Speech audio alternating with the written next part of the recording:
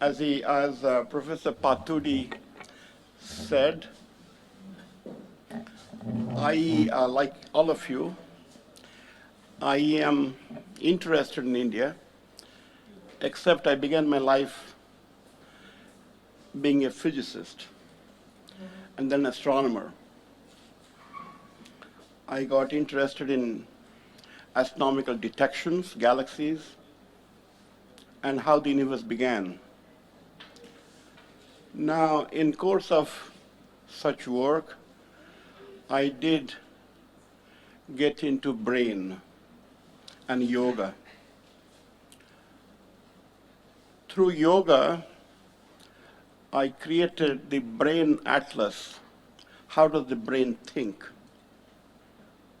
We had the first high-resolution brain atlas in the world from Harvard. My interest in the Vedas is not, or my depth in the Vedas is not so profound as many of might have. But something that has interested me, which I spoke about yesterday in a university lecture, is what does the mind do?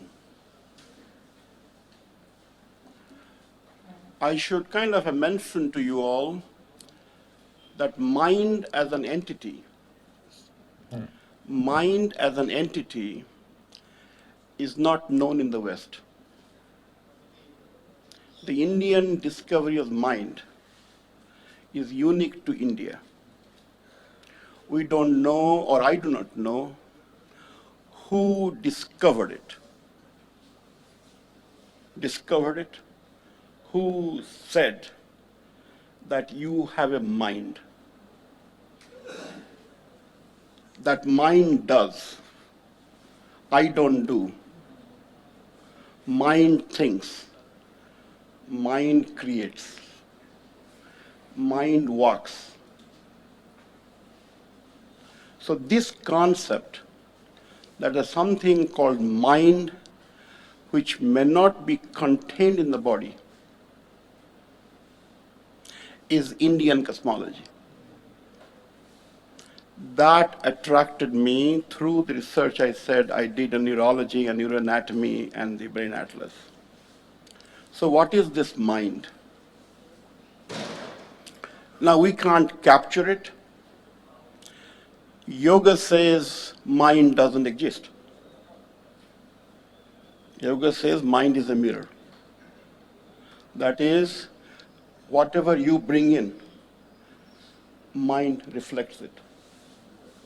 So make the mind transparent so the mind does not hinder you. So that's the practice. That doesn't answer the scientific question, what mind is. Now we come to the mindfulness. Mindfulness is the mind, application of mind. Now,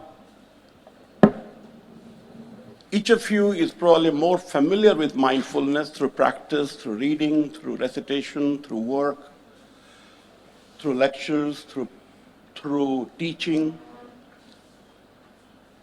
The question is that when you do things mindfully,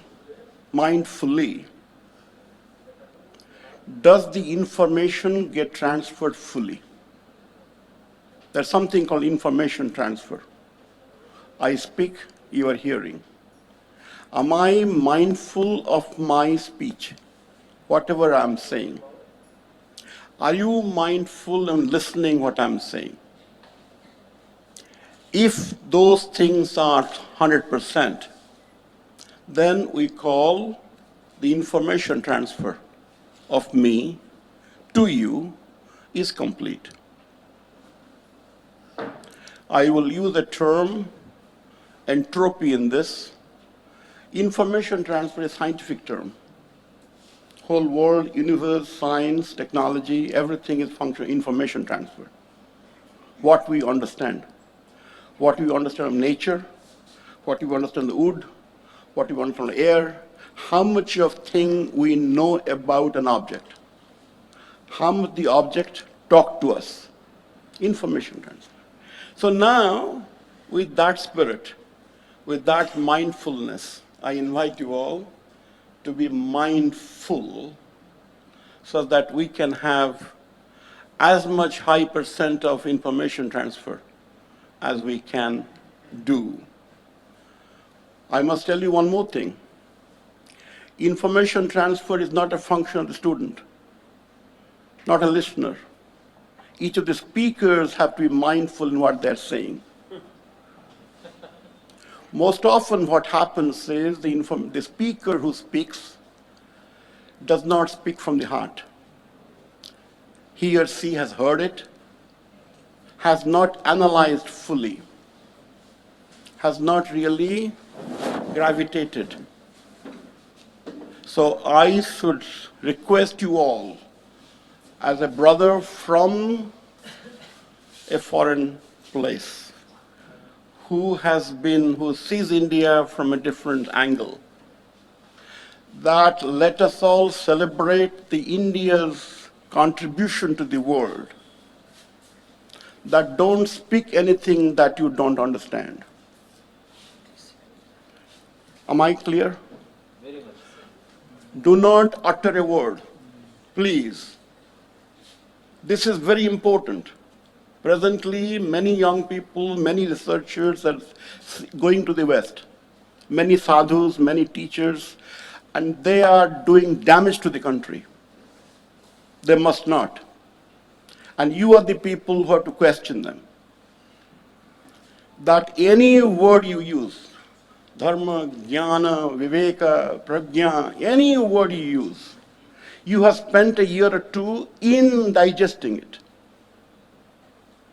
I have prajna. I know what viveka is. I know what mana is. I know what mindfulness is. Now, I should also request you, all the speakers particularly, when we don't know, there's another tendency, we pretend to know. Another India's contribution to the world is there's no harm in saying, I don't know. India, the tendency in the West is to connect the dots, somehow draw a conclusion. Indian scriptures strongly insisted, please be honest to yourself.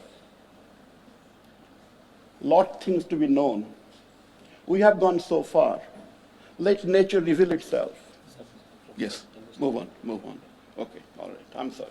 Okay, so now so with that introduction, with a lengthy introduction, I teach science and then humanities and so on. But I am thankful to Professor Paturi that to share this, I have been dying to share this, that we must be very watchful of our words, watchful of our language, watchful of our own internal truthfulness. And then we can definitely win the world. India is the winner. But India cannot win if we don't win. With that, I have the honor of introducing Dr. Joshna Agarwal. She's an assistant professor in Department of Clinical Psychology in the National Institute of Mental Health and Neurosciences, Bangalore. So let us listen to her. Who watches whom? Mindfulness in Vedic psychology. Okay.